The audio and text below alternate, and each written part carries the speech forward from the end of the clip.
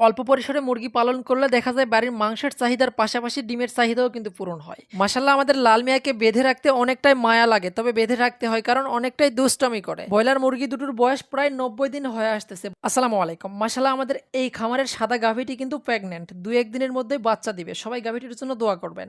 আর এই কালো গাভীটি কিন্তু কয়েকদিন আগে বাচ্চা দিয়েছে, প্রায় 20 দিন হচ্ছে। এই যে শাহিওয়াল জাতের বাচ্চাটি দেখতে পাচ্ছেন, ষাঁড় বাচ্চা, এটি হচ্ছে সেই গাভীর বাচ্চা।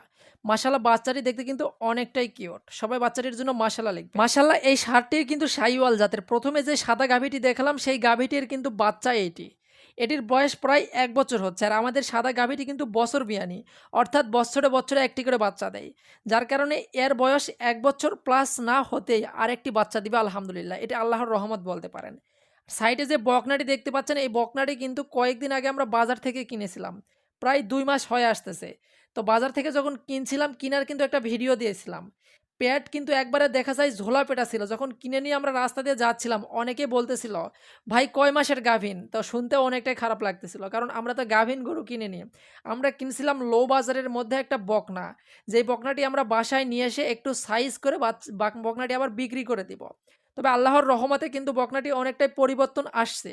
যারা আমাদের ভিডিও প্রথম থেকে দেখছেন তারা কিন্তু বিষয়টি জানেন। আমি প্রতিনিয়ত এটা বিশ্বাস করি, পিছু লোক কিছু বলবে, পিছু লোকের কথায় কান দেওয়া চলবে না।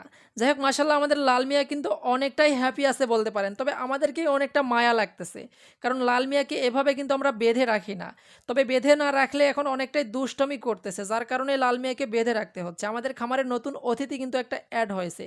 কালো যেই ছাগলটি দেখতে পাচ্ছেন, এটি খামারের নতুন অতিথি। দেশি মুরগির বাচ্চাকে এভাবে মায়ের সঙ্গে বোর্ডিংয়ে রাখলে কিন্তু কিছুটা সমস্যা হয়। বাচ্চা চাইলেও কিন্তু উপর দিয়ে উড়ে পার হতে পারবে না। কিন্তু তার মা পার হতে পারছে। তবে কিছুদিনের মধ্যেই কিন্তু মা এবং বাচ্চাকে আমরা আলাদা করে দিব, যাতে দ্রুত মা আবার ডিমে আসে। আর এখানে যেহেতু বোর্ডিং হচ্ছে, এই বোর্ডিংয়ে কিছু ব্রয়লার বাচ্চাও ইনশাল্লাহ অ্যাড করে দিব 2-1 দিনের মধ্যেই। অনেক ফ্যামিলিতে কিন্তু অনেক সদস্য আছে, দেখা যায় ব্রয়লার মুরগির মাংস খেতে চায় না। সেই ফ্যামিলিগুলোতে চাইলে কিন্তু অল্প পরিসরে বাড়ির মাংস এবং ডিমের চাহিদা পূরণ করতে সোনালী মুরগি পালন করতে পারেন। ব্রয়লার মুরগির তুলনায় সোনালী মুরগির খাবার খরচ অনেকটাই কম বললেই চলে। যেখানে 1 বস্তা ফিড ব্রয়লার মুরগি আনুমানিক যদি 1 মাসে খেয়ে ফেলে, সেই 1 বস্তা দিয়ে কিন্তু সোনালী মুরগির 2 মাস চলে যাবে, তাও হয়তো শেষ হবে না। আলহামদুলিল্লাহ আল্লাহর রহমত এবং আপনাদের দোয়ায় আমাদের কাছে দেশি মুরগি, সোনালী মুরগি এবং ব্রয়লার মুরগি সবকিছুই অল্প অল্প করে রয়েছে। বিষয়গুলো মুখে বলা যতটা সহজ, বাস্তবায়ন করা ঠিক ততটাই কঠিন। কারণ এই কাজগুলোতে অনেক পরিশ্রম দিতে হয়। এই কাজগুলো শুধুমাত্র তারাই করতে পারবে যারা পশু পাখিকে মন থেকে ভালোবাসেন। আলহামদুলিল্লাহ আল্লাহর রহমতে ছোট থেকে সেই পশু পাখির ভালোবাসাতেই আজকের এই এমবিডি অ্যাগ্রো ফার্ম। এখানে যে কবিতরগুলো দেখতে পাচ্ছেন, যখন আমি ক্লাস 3-তে পড়ি তখন 2 জোড়া কবিতর আব্বা আমাকে নিয়ে এসে দিয়েছিল।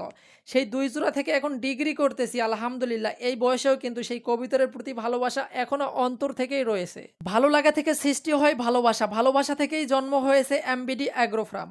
সকলের কাছে দোয়া চাচ্ছি, একজনের জন্য হলেও অনুপ্রেরণার কারণ যেন হতে পারে এই এমবিডি অ্যাগ্রো ফার্ম। সবাই আমাদের জন্য দোয়া করবেন, আল্লাহ আমাদের এই ছোট্ট ব্যবসায় যেন বারাকা দান করেন।